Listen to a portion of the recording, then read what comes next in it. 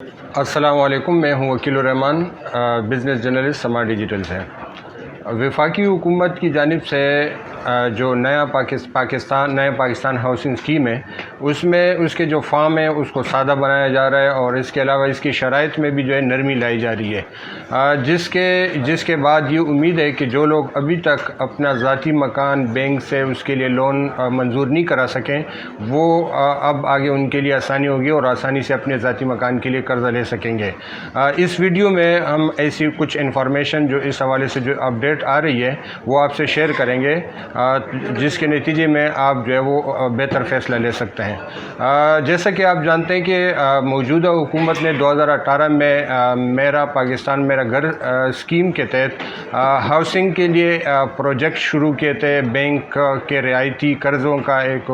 Scheme launch کیا تھا۔ اس کے لیے جو شرائط اور وہ جو طریقہ کار گائیڈ لائنز منظور کیے گئے تھے، وہ اتنے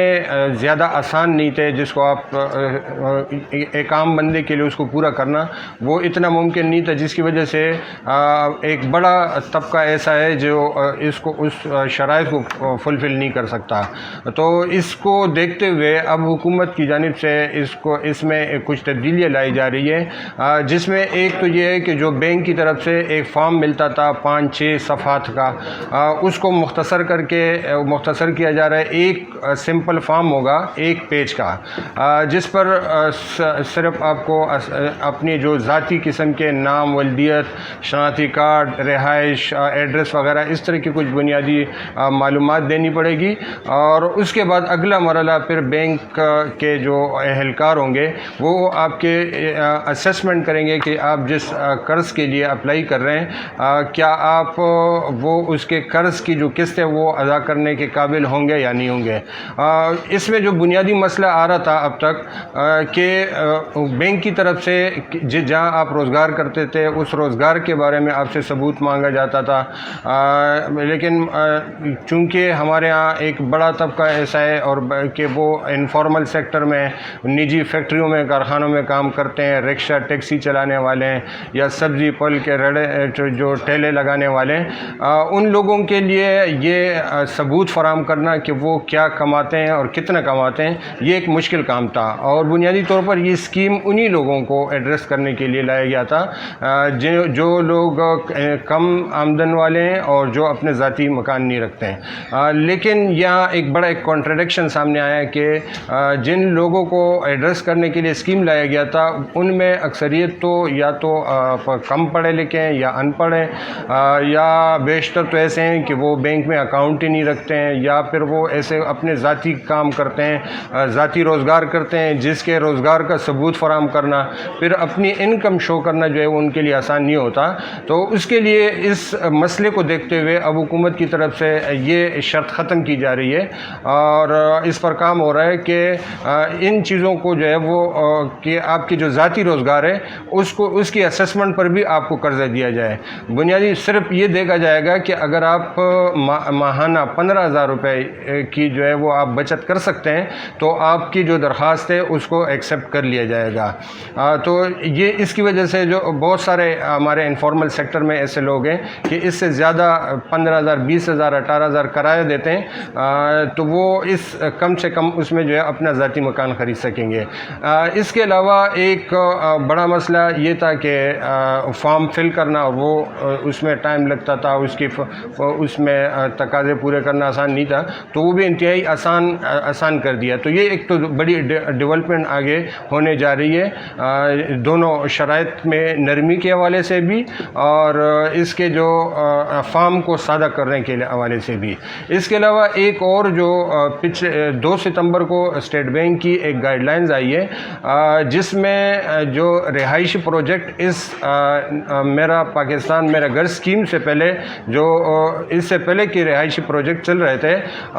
وہ ان انڈر کنسٹرکشن پروجیکٹس کو بھی اس اسکیم میں شامل کر لیا گیا ہے. تو اس کی وجہ سے ایک تو وہ بلڈرز کو فائدہ ہوگا, دوسرا یہ کہ ان پروجیکٹس میں بھی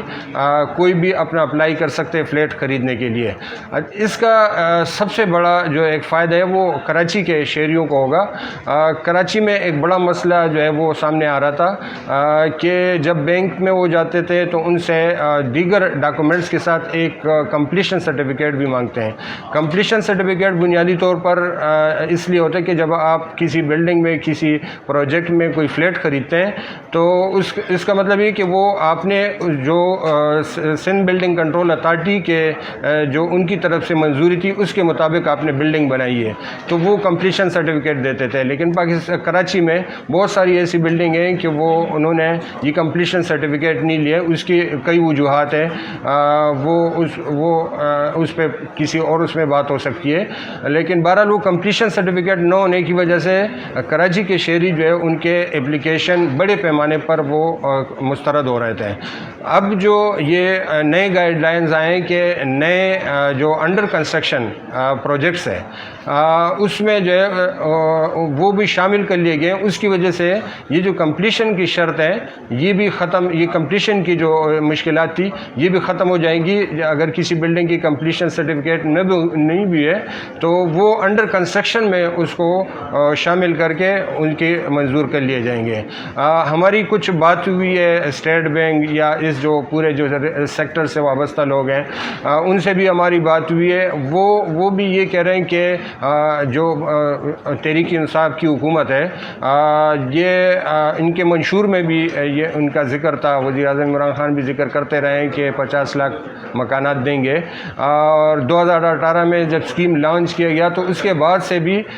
وزیر اعظم کی جو ہے وہ صاحب کی جو ہے وہ مستقل اداروں کے حوالے سے ان کی میٹنگس ہوتی ہیں, مانیٹرنگ ہوتی ہے, اور اس میں جو ہے وقت کے ساتھ ساتھ اس میں اصلاحات لائی جا رہی ہے. تو یہ اس میں یہ فارم کو سادہ کرنے کے حوالے سے, اس کو شرائط کو کم سے کم یا ختم کرنے کے حوالے سے بہت ساری آگے جو ہے وہ ڈیولپمنٹ آگے اپڈیٹس آنے والی ہیں. اب تو اس لیے جن لوگوں نے ابھی تک اس سے فائدہ نہیں اٹھایا, کسی وجہ سے ان کی درخواستیں مسترد ہوئی ہے, ان کو مایوس نہیں ہونا چاہیے. وہ ان ڈیولپمنٹس پہ نظر رکھیں, ہم بھی آپ کو آگاہ کرتے رہیں گے. اس حوالے سے کوئی بھی اپڈیٹ ہوتی ہے وہ آپ کو آگاہ کرتے رہیں گے. آج کے ویڈیو میں اتنا ہی. اللہ حافظ.